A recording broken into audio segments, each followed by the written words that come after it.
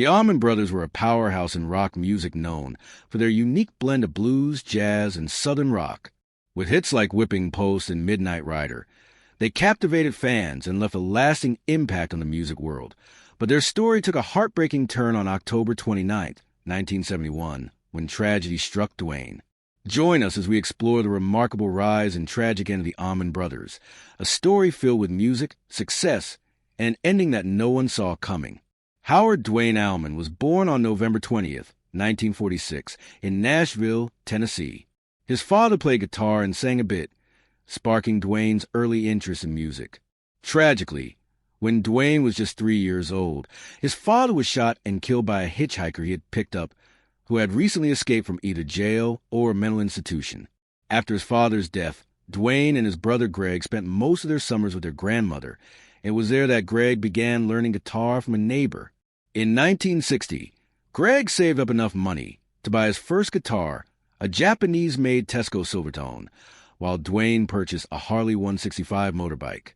Known for his adventurous spirit, Duane was always taking risks, whether it was riding motorcycles or climbing to the top of a newly finished building. At first, this created some tension between the brothers. However, as Duane heard his brother play more often, his interest in the guitar grew as well. At the age of 14, Duane decided to start playing guitar too. Then one day, Greg walked in on Duane playing his guitar, leading to a huge fight between the two brothers. However, their rivalry soon turned into a mutual passion. After Duane crashed his motorbike, he traded it for his own Silvertone guitar, and later, his mother bought him a Gibson Les Paul Jr. then. On a regular night out, the Allman Brothers went to a rhythm and blues concert that would change their lives. Watching blues guitarist B.B. King perform, Duane turned to Greg and said, "We have to get into this." And from that moment on, Duane had one goal, to be a rock and roll star. He declared, "I'm quitting school, I'm getting a job in music, and that's the end of that." Duane picked up the guitar quickly and soon became the better guitarist of the two. True to his word, Duane quit school in the 9th grade to play music full-time. He found his passion, and there was no stopping him. The brothers began playing publicly in 1961, joining or forming various local bands over the years, including the Kings, the Uniques, White Teens, the Shufflers, the Misfits, the Almond Joys, and Hourglass. But despite their efforts, nothing seemed to really click. But Duane wasn't one to sit on his laurels, and he was determined to find the perfect band. He was already jamming with Barry Oakley on bass, Dickie Betts on lead guitar, and Jimo on drums when he recruited Butch Trucks as the second drummer. And a couple weeks later, the 5 musicians found themselves jamming in a small room at Barry's home. You gotta respect it. If you don't like it, brother, it'll do it. They really got into a flow, and the jam session lasted for almost 4 hours. When the music finally trailed off, Duane looked around the room and said, "Man, anyone who ain't gonna play in my band has got to fight their way out." They had the band, but now all they still needed was a singer. But of course, Duane had someone in mind, his little brother Greg, who happened to be in Los Angeles at the time. Greg was in a dark place, contemplating taking his own life. He explained the situation in a letter he drunkenly wrote to Cameron Crowe in 1973, while on tour promoting their latest album, Brothers and Sisters. He wrote, "I've been building a nerve to end things. Then Duane called me and told me he had a band. He said, 'I want you to come down here, round it up, and send it somewhere.'" Greg continued, "I put my thumb out and caught the first thing smoking for Jacksonville." However, when he arrived, he got overwhelmed by the talent of the musicians Duane had got together. But despite his nerves, Duane pushed him to give his all. It was a make-or-break moment for Greg, and he stepped up to the challenge. On March 26, 1969, during a rehearsal at Trouble No More, everything clicked. The band found their sound, and Southern rock was born. Just 4 days after Greg's first rehearsal with Duane and the group, the Allman Brothers Band made their debut on March 30th, 1969, at the Jacksonville Beach Armory. The band quickly gained a reputation as one of the most influential rock groups of the 1970s. In a 1971 Rolling Stone article, George Kimball praised them as the best damn rock and roll band this country has produced in the past 5 years.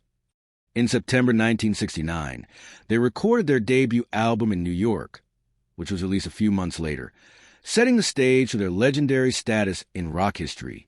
Duane Allman was only 22 years old at this time, but he was arguably the greatest slide guitar player in the world. The way he got into slide playing is actually a really funny story.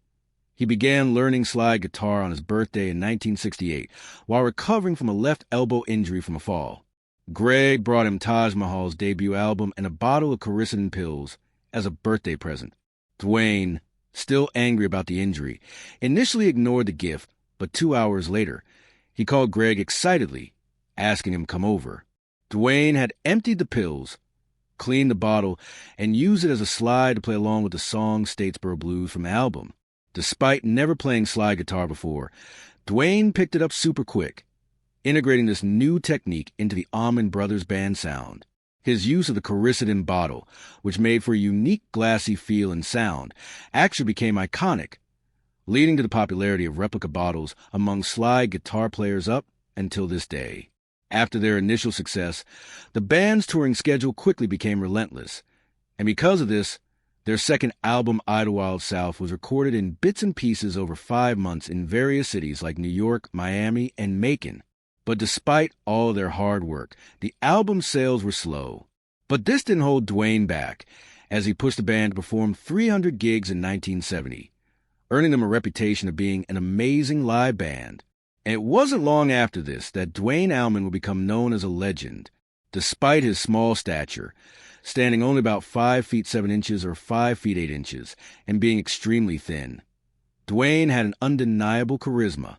He started growing his hair long even before the Beatles did, and his presence was instantly felt the moment he entered a room. And somehow, he could make his guitar talk and sing like no one else.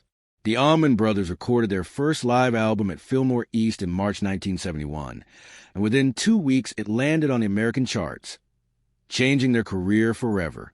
Meanwhile, Duane kept busy by helping out with other artists' albums whenever he had the chance. He would often show up unexpectedly at recording sessions and add his touch to the tracks being recorded, and in return he got paid in cash, but didn't always receive credit, making it nearly impossible to list all his contributions. After 2 years of constant touring, the band was finally seeing some success. They decided to take a short break to relax and enjoy their achievements, but sadly, this relaxation would be short-lived. On October 21st, 1971, Duane Allman decided to take a quick ride on his Harley-Davidson Sportster to visit Barry Oakley's 2-story house known as the Big House of Mon. He wanted to wish Barry's wife Linda a happy birthday. After leaving the big house around 5:45 p.m., Duane headed east on Hillcrest Avenue. Duane's ride was smooth until he reached the intersection of Hillcrest and Bartlett. There a flatbed boom truck appeared seemingly out of nowhere. Making a left turn right in front of him, Duane swerved his purple bike toward the center of the road to avoid the truck, but suddenly the truck stopped at the intersection. To avoid a collision, Duane had to make a sharp turn, but he clipped the back of the truck's bed and was thrown from his motorcycle. The impact sent Duane's sports flying through the air before landing on him and sliding another 90 feet from the point of impact. The screech of metal and the roar of the engine echoed as the motorcycle, now a deadly weight, crushed his internal organs. Meanwhile, Dixie Meadows, Duane's girlfriend, and Candy, Oakley Barry's sister, were following at a distance, unaware of the accident, until they came upon the horrifying scene. Their hearts pounded as they spotted Duane pinned beneath his motorcycle, rushing to his side. They stayed with him, desperate to offer comfort, until an ambulance arrived. Paramedics arrived and quickly loaded Duane into the ambulance. He had no visible injuries, except some bumps and scrapes, but on the way to the hospital, Duane stopped breathing twice, but both times paramedics managed to revive him with mouth resuscitation. When the ambulance finally reached Mon Medical Center, Duane was alive, but his injuries were severe. After 3 grueling hours of surgery, his body couldn't overcome the damage, and Duane was pronounced dead. Dr. Charles Braun, the surgeon, who operated on Duane later, said that any one of the injuries Duane suffered, his collapsed chest, ruptured coronary artery, or severely damaged liver, could have been fatal on its own, but with all these injuries combined, there was almost no chance of survival. At just 24 years old, and only 2.5 years after the Allman Brothers Band was formed, Duane Allman was gone. The funeral took place 3 days later on Monday, November 1st. 1971 at Max Memorial Chapel, nearly 300 friends, family, and fans gathered to pay their respects. Duane's guitar case was placed at the front of his casket, surrounded by flowers, with the Allman Brothers Band gear set up behind. At 3 o'clock p.m., the remaining band members performed several of Duane's favorite songs as a tribute after Duane Allman's funeral, and a few weeks more, the remaining members of the Allman Brothers Band pushed through, picking up where they left off with live performances, and in finishing the recordings that Duane's death had interrupted. But tragedy struck again in 1972, just 1 year and 2 weeks after Duane's crash, when bassist Barry Oakley died in a motorcycle accident only a few blocks from the intersection where Duane had been fatally injured. The band continued, but they never quite recaptured the magic they had under Duane's leadership. As we look back on Duane Allman's life, his profound influence on music